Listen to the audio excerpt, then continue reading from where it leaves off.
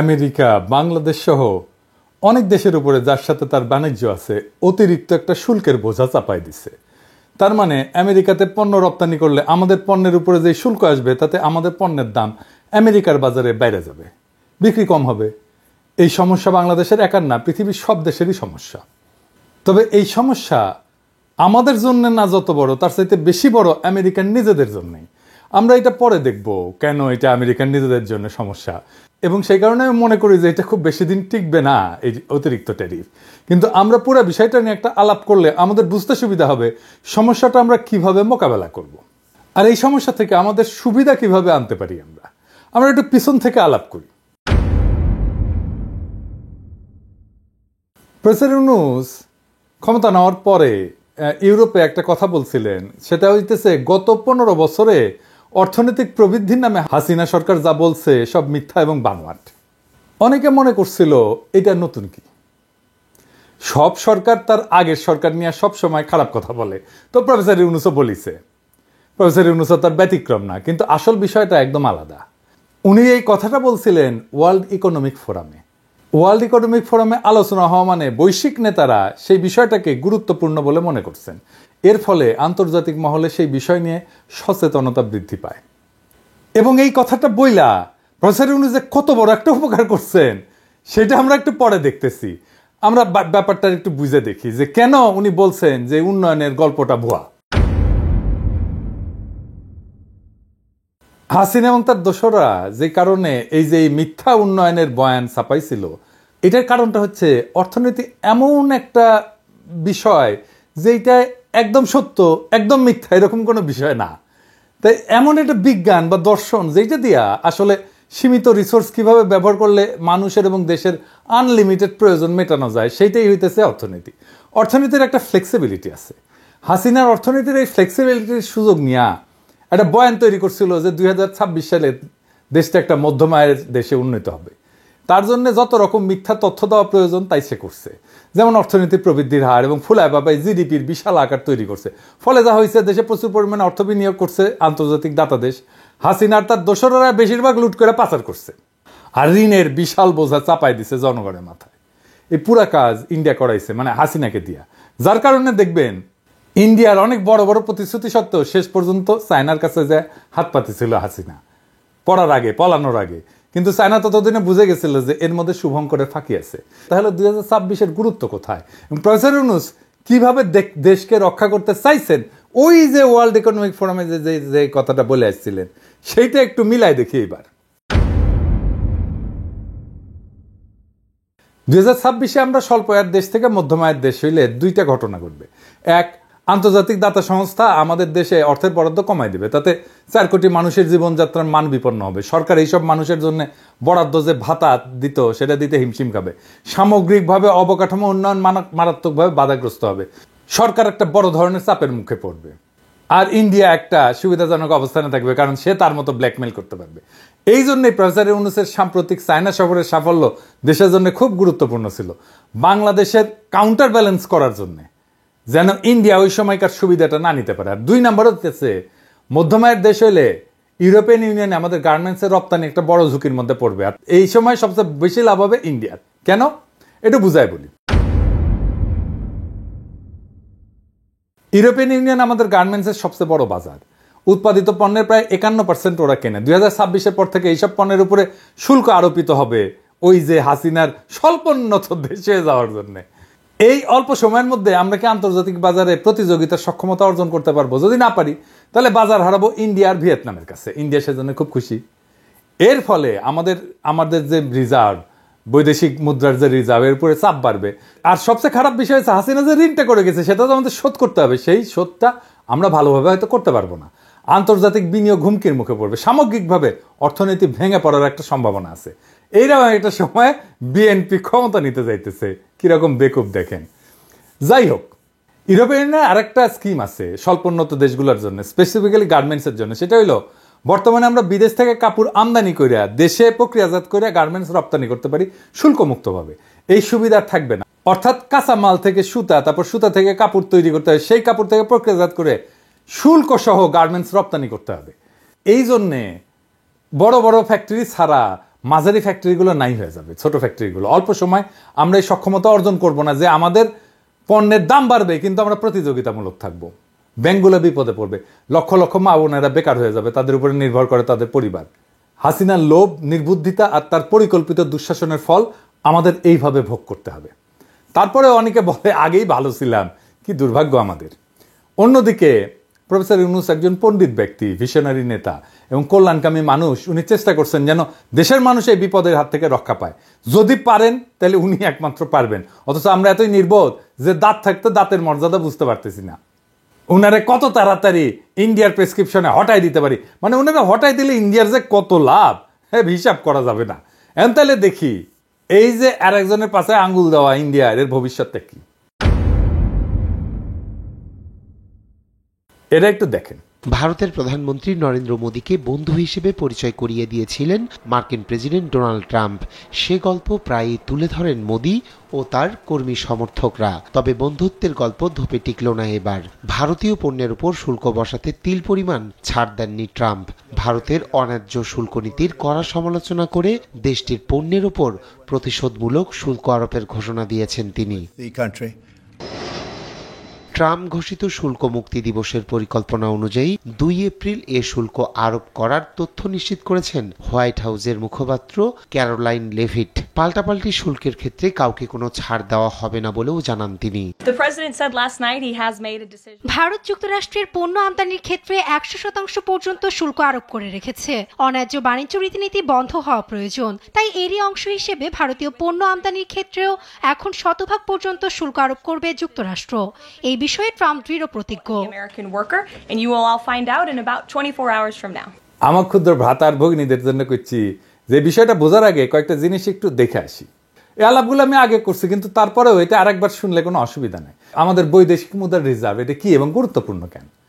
যে কোনো দেশ এই ফরেন এক্সচেঞ্জ রিজার্ভ এটা আয় করে দুই ভাবে, পণ্য অথবা সার্ভিস রপ্তানি করে, 2 নাম্বার প্রবাসীদের পাঠানো বৈদেশিক মুদ্রা থেকে। এই ফরেন এক্সচেঞ্জ রিজার্ভের 1 নাম্বার দেশ হইতেছে চায়না, তার পরিমাণ হইতেছে $3.5 ট্রিলিয়ন।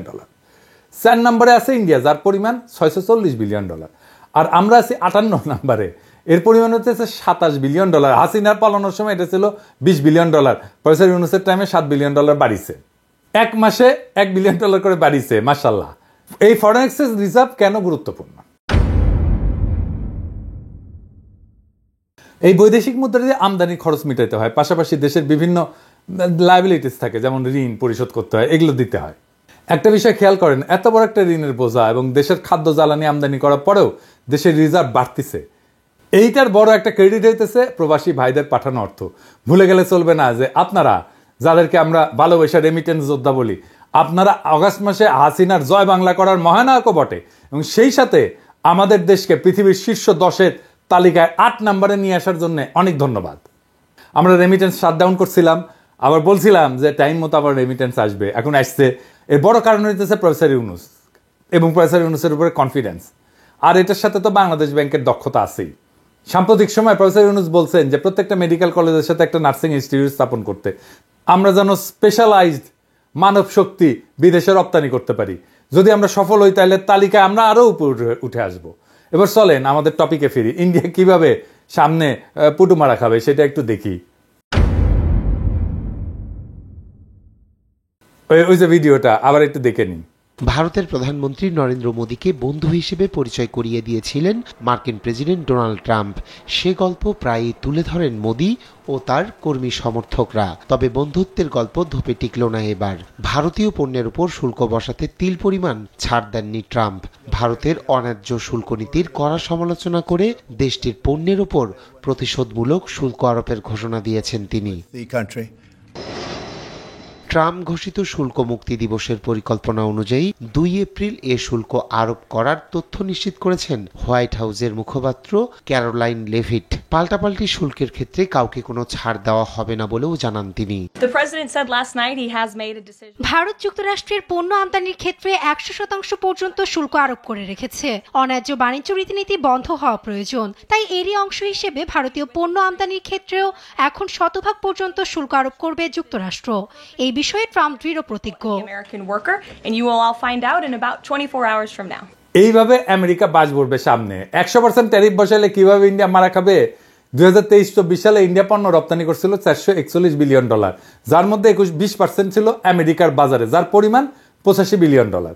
100% ট্যারিফের ঠাপে ইন্ডিয়া মাথা নত করে বলছে তারা আমেরিকার উপরে যে আরোপ করছিল ট্যারিফ 100% এই কৃষিজাত পণ্যের উপরে, সেটা কমাবে। তারপরেও 26% ট্যারিফ তাদের ক্ষতি করবে, প্রায় $33 বিলিয়ন। আর আমাদেরও ক্ষতির মুখে পড়তে হবে। কিন্তু জিএসপি সুবিধা পুনরুদ্ধার করতে পারলে আমাদের কোনো সমস্যা হইতো না। কিন্তু হাসিনার সরকারকে বারবার এই বিষয় নিয়ে তাগাদা দেওয়ার পরেও সে কোনো গা করে নাই, কারণ তাহলে ইন্ডিয়ার গার্মেন্টস রপ্তানি করতে পারবে না। আর বর্তমানে দেশের ভিতরে শ্রমিক আন্দোলনের নামে হাসিনার অনুগত গার্মেন্টস মালিক লেসপেন্সাররা যা করতেছে তাতে বর্তমান সরকার একটা চ্যালেঞ্জের মধ্যে পড়বে। কিন্তু দেশবাসী প্রফেসর ইউনূসের উপর ভরসা আছে, উনি নিশ্চয়ই একটা রাস্তা খুঁজে বের করবেন। একইভাবে বাংলাদেশ ইন্ডিয়ার জন্য একটা বড় মার্কেট, কাজেই ইন্ডিয়াকে বুঝতে হবে যে বাংলাদেশের সাথে টাল্টি বাল্টি করে পার পাওয়া যাবে না। হাসিনাকে বাংলাদেশের হাতে তুলে দিতে হবে বিচারের জন্য, অথবা দৌড়ের উপরে থাকতে হবে, নতুন মার্কেট খুঁজতে হবে বাংলাদেশে, যে মার্কেট তারা হারাবে। কারণ আমরা ভারতীয় পণ্য বয়কট করব, ভারতীয় পণ্য আর আমদানি করব না, আর ব্যবহার করব না। প্রফেসর ইউনূসের সফল চায়না সফর ইন্ডিয়ার জন্য একটা নতুন চ্যালেঞ্জ তৈরি করবে। আমরা এই মাইনকাসিপা এনজয় করব। এবার আসেন দেখি ইন্ডিয়ার সার্ভিস এক্সপোর্টে ইন্ডিয়ার অবস্থানটা কি। ইন্ডিয়া প্রায় $333 বিলিয়ন আয় করছিল সার্ভিস এক্সপোর্ট করিয়া। ওইটারও সবচেয়ে বড় বাজার হইতেছে আমেরিকা, যাকে বলে সোনায় সোহাগা। এই সার্ভিস এক্সপোর্টের প্রায় 45% আসে আইটি এবং টেক সার্ভিস সেলস থেকে। যদি ইন্ডিয়া চায় তাদের পণ্য রপ্তানি যেটা কমবে সেটা সার্ভিস এক্সপোর্ট থেকে কভার করবে, তাহলে আমাদের এই সুযোগটা কাজে লাগানো উচিত। একটু বুঝাই বলি, এত বড় একটা বাজারে আমাদের দেশ এই তালিকায় 82 নম্বরে, আর ইন্ডিয়ার 6 নম্বরে। তাইলে কিভাবে আমাদের বাজার বড় করবো আর ইন্ডিয়ার বাজার খাইয়া দিব? আসেন একটু দেখি। দুইটা বিষয় আমাদের বিবেচনা করতে হবে। 1 নাম্বার, ইন্ডিয়ার প্রায় 35% আয় আসে ট্রাভেল এবং ট্যুরিজম থেকে, আর শিপিং এবং এয়ারলাইন সার্ভিস থেকে। ইন্ডিয়াতে চিকিৎসা যাওয়া বন্ধ, চায়নাতে যাব আমরা। আপনি জানেন তো চায়নাতে এখন ব্যবস্থা হচ্ছে। প্রফেসর ইউনূস সম্প্রতি চায়না সফরে চিকিৎসার উপর জোর দিয়ে আসছে, কম খরচে বিদেশি চিকিৎসা এবং ওয়ার্ল্ড ক্লাস চিকিৎসা হবে চায়নাতে। আর 2 নাম্বার, 45% এক্সপোর্ট যে খাত থেকে আসে তা আমার ক্ষুদ্র ভ্রাতা এবং ভগিনীরা অনেকাংশে ম্যানেজ দিতে পারবে। ওদের আইটি কাজের দক্ষতা আছে, এখন ফ্রিল্যান্সিং করছে। তাদের দরকার প্রাতিষ্ঠানিক সাপোর্ট, এবং এদের দরকার হচ্ছে হাই ভ্যালু ক্লায়েন্ট খুঁজে বের করা, যেটা সরকার ব্যবস্থা করে দিতে পারে। আর দরকার হচ্ছে high speed internet. Professor Yunus তো স্টারলিংক নিয়ে আসতেছে, এটা একটা যুগান্তকারী সিদ্ধান্ত। এর ফলে আমাদের প্রত্যন্ত এলাকায় আমার ক্ষুদ্র ভ্রাতা আর ভগিনীরা সহজে দ্রুততার সাথে তাদের কাজ ডেলিভার করতে পারবে। প্রফেসর ইউনূসের ফরেন মিশনগুলোকে দায়িত্ব দেওয়া উচিত, যার তারা যেন আইটি এবং টেক সাপোর্টের কাজ খুঁজে বের করে। একই সাথে আমি রিকোয়েস্ট করবো আমাদের দেশীয় এবং প্রবাসী উদ্যোক্তাদের, আপনারা এই তরুণ প্রতিভাকে কাজে লাগান। আমরা 82 নম্বরে থাকতে চাই না, ইন্ডিয়ার বাজার খাইয়া দিতে চাই। ইন্ডিয়া দৌড়ের উপরে আছে, ওরে আরো বেশি দৌড়ের উপরে রাখা যাইতে পারে, ওর মার্কেটটা খাইয়া ফেলতে হবে। এই জায়গায় আমরা ওর মার্কেটটা খাইয়া দিব। এবার আসেন, আমেরিকা যে ট্যারিফ বাড়াইছে তার ফলে আমেরিকার অর্থনীতিতে কি হইতে পারে। মার্কিন অর্থনীতি এবং বাণিজ্যে মারাত্মক নেতিবাচক প্রভাব পড়বে। 2018 সালে ট্রেড ওয়ার হয়েছিল একটা, চীনের উপরে প্রতিশোধমূলক ট্যারিফ বসাইছিল আমেরিকা। এর কারণে মার্কিন কৃষকেরা $27 বিলিয়ন সাহায্য পাইছিল। কিন্তু তারপরেও দীর্ঘমেয়াদে চীনের বাজারে আমেরিকার মার্কেট শেয়ার কমে গেছিল। ট্রেড ওয়ারটা কি ছিল একটু বুঝে দেখি। এখনকার এই অবস্থার সাথে মিল আছে, আপনারাও বুঝবেন কি গ্যাঞ্জামে পড়তে যাচ্ছে আমেরিকা। এইটা মূলত 2018 থেকে 2019 সালের মধ্যে আমেরিকা এবং চীনের মধ্যে একটা যুদ্ধ, বাণিজ্য যুদ্ধ। কিভাবে শুরু হয়েছিল? এই ডোনাল্ড ট্রাম্প 18 সালে চীনা পণ্যের উপরে 50 বিলিয়ন মূল্যের ট্যারিফ আরোপ করে। চীন পাল্টা ব্যবস্থা নেয় এবং মার্কিন কৃষি পণ্যে ট্যারিফ আরোপ করে।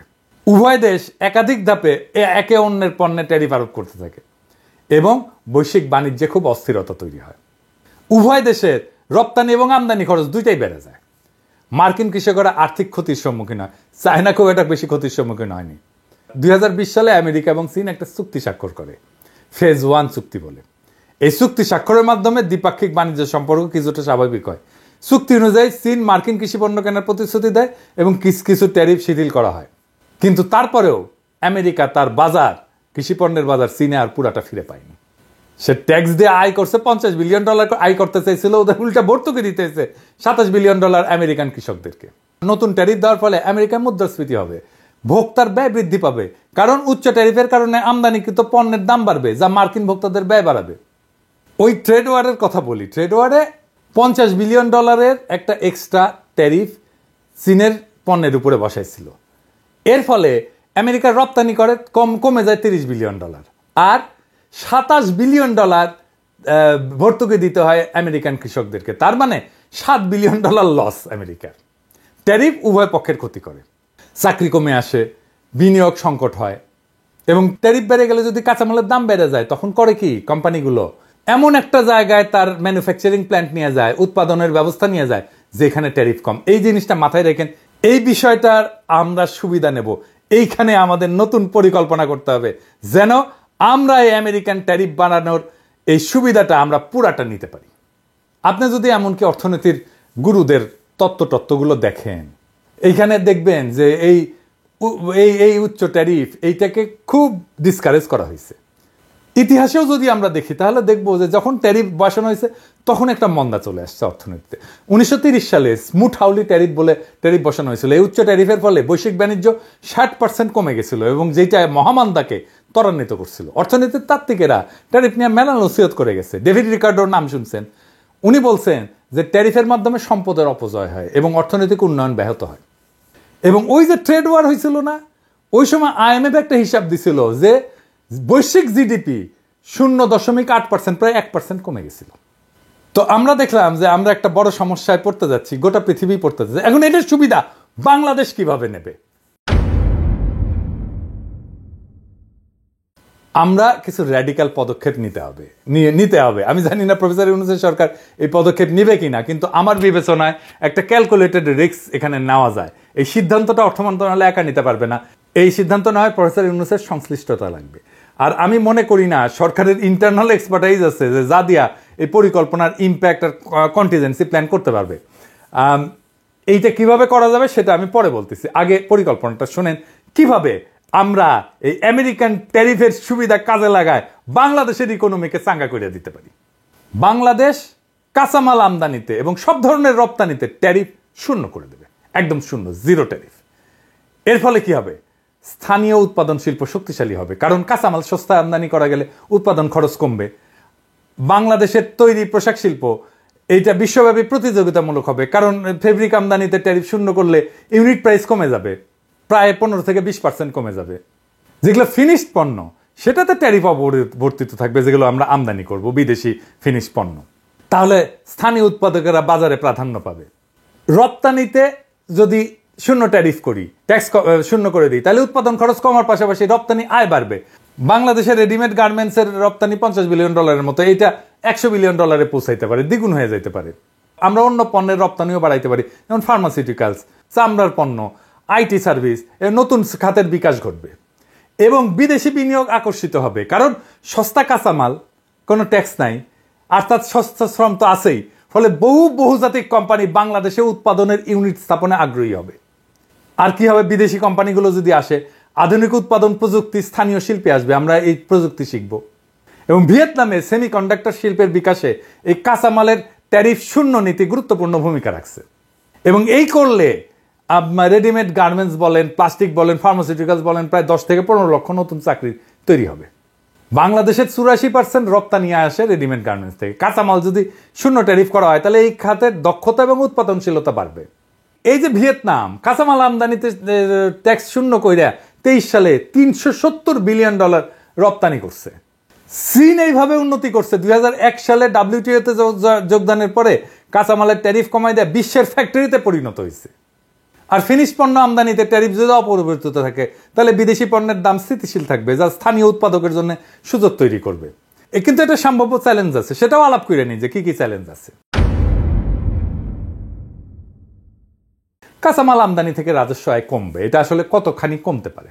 আমাদের মোটামুটি ধরেন 15% মতো রাজস্ব আয় আসে কাস্টমস শুল্ক থেকে, তো এটা কমে যাবে। আবার ফিনিশ পণ্যকে কাঁচামাল হিসেবে চালায় ট্যারিফ ফাঁকি দেওয়ার চেষ্টা করতে পারে। তো এইটা কাস্টমসকে দেখতে হবে। অনেক সিস্টেম আছে, যেমন ধরেন কাঁচামালের স্পেসিফিকেশন এবং ব্যবহার ট্র্যাক করার জন্য ব্লকচেন প্রযুক্তি ব্যবহার করা যায়, এটা ডিটেলে গেলাম না। স্মাগলিং এর জন্য কঠোর শাস্তিমূলক ব্যবস্থা নেওয়া যায়, আর এরকম ভুল ডিক্লারেশন দেওয়ার জন্য শাস্তিমূলক ব্যবস্থা নেওয়া যায়। কিন্তু এই যে পরিকল্পনা, এটার ইম্প্যাক্ট অ্যানালাইসিসটা কিভাবে করা যায়, কে করতে পারে? এটার জন্য আমার মনে হয় যে বিদেশি কনসাল্টিং ফার্মকে নেওয়া যেতে পারে, ম্যাকিনসি এবং বিসিজি এদেরকে দায়িত্ব দেওয়া যেতে পারে। ওরা রাজস্ব কাঠামো রূপান্তরের সংস্কারের জন্য এক্সপার্ট। তারপরে পিডাব্লিউসি বা ডেলয়েট, এরা ডিজিটাল ট্যাক্স সিস্টেম এবং কাস্টমার অটোমেশনের জন্য এক্সপার্ট। আর আমরা অবশ্যই ওয়ার্ল্ড ব্যাংক, এডিবি যারা আমাদের অর্থায়ন করে, IMF, তাদেরকে ইনভলভ করব এই পুরো মূল্যায়নের জন্য। তো এই বাংলাদেশ এখন একটা সংকটময় সন্ধিক্ষণে দাঁড়ায় আছে। হাসিনার ফ্যাসিস্ট শাসনের রাজনৈতিক অপরিণামদর্শিতা, দুর্নীতি এবং বৈদেশিক নির্ভরতার কৌশল আমাদের অর্থনীতিকে ধ্বংসের দ্বার প্রান্তে নিয়ে গেছে। দেশের জনগণ আজ বুঝতে পারছে যে 15 বছরের মিথ্যার আবরণ ফুটে বেড়ায় আসছে এক ভয়ঙ্কর বাস্তবতা, অর্থনৈতিক অবনতি, বেকারত্ব এবং আন্তর্জাতিক মহলে বিশ্বাসযোগ্যতার সংকট। কিন্তু ইতিহাস সাক্ষী, কোনো স্বৈরাচারী চিরকাল টিকে থাকতে পারেনি, হাসিনাও টিকে থাকেনি। আজ বাংলাদেশে যে পরিবর্তনের ঢেউ উঠছে তা থামানো যাবে না। প্রফেসর ইউনূসের নেতৃত্বে আমরা একটা নতুন অভিযাত্রার সূচনা করছি, যেখানে সুশাসন, জবাবদিহিতা, অন্তর্ভুক্তিমূলক অর্থনীতির ভিত্তিতে একটা নবযুগের সূচনা হবে। আমাদের নতুন নতুন আইডিয়া দিয়ে আমরা নতুন নতুন অপরচুনিটি, নতুন নতুন সুযোগ সৃষ্টি করব। সমস্যাকে আমরা সুযোগে রূপান্তরিত করব। 2026 সালের মধ্যম আয়ের দেশে উত্তরণের পথে হাসিনা সরকারের কৃত্রিম সাফল্যের ফাঁপাদম্ভের মুখোশ উন্মোচিত হচ্ছে। আন্তর্জাতিক মঞ্চে যখন বাংলাদেশের অর্জনকে প্রশ্নবিদ্ধ করা হচ্ছে, তখন একটা কথা স্পষ্ট, এই লুটপাটের রাজনীতি আর চলতে দেওয়া যাবে না। প্রফেসর ইউনূস বিশ্ব অর্থনৈতিক ফোরামে যখন সত্য উচ্চারণ করছেন, যখন বিশ্বব্যাপী বাংলাদেশের প্রতি এক নতুন আশা জাগছে, একটা গণতান্ত্রিক, সুশাসিত, আত্মনির্ভর বাংলাদেশের, আমরা আর কোনো মিথ্যার কাছে এই সময় আত্মসমর্পণ করব না। আমরা কোনো সমস্যার কাছে দেশকে বন্দী হতে দেব না। অর্থনীতিকে পুনর্গঠনের মাধ্যমে আমরা বিশ্ববাজারে আমাদের নিজেদের অবস্থান করে নেব। যেই চ্যালেঞ্জই আসুক না কেন আমরা মাথা নত করব না। আমরা সেই চ্যালেঞ্জকে সুযোগে রূপান্তরিত করব। কারণ এই জাতি জানে পরিবর্তন অবশ্যম্ভাবী, পরিবর্তন অপরিহার্য। বাংলাদেশের যুব সমাজ, শ্রমিক, প্রবাসী ভাই বোনেরা একত্রিত হয়ে আমরা আজকে শপথ নেব, দেশকে আবার আমরা নতুন কইরা গড়ে তুলব। দেশের সামনে সমস্ত সমস্যার পাহাড়কে আমরা একসাথে সরাবো। প্রত্যেকটা নাগরিকের মৌলিক অধিকার নিশ্চিত করে, অর্থনৈতিক স্বাধীনতা অর্জন করে, বৈশ্বিক শক্তির চাপে মাথা উঁচু করে দাঁড়ায় বলবো, বাংলাদেশ জাগছে, বাংলাদেশ জিতবেই। আসেন, পরিবর্তনের শপথ নেই। গণতন্ত্র, সুশাসনের পতাকা হাতে নিয়ে আমরা বাংলাদেশকে বিশ্ব অর্থনীতির নতুন শক্তি হিসেবে প্রতিষ্ঠিত করব। সময় আসছে সৃজনশীলভাবে নতুন বাংলাদেশ গড়ার। এই যুদ্ধে জয় হবই, কারণ এটাই জনগণের ইচ্ছা শক্তি, এটাই পরিবর্তনের অদম্য আকাঙ্ক্ষা, এটাই জুলাইয়ের আকাঙ্ক্ষা, এটাই বিপ্লবের আকাঙ্ক্ষা, এটাই বিপ্লবের শপথ। ইনকিলাব জিন্দাবাদ।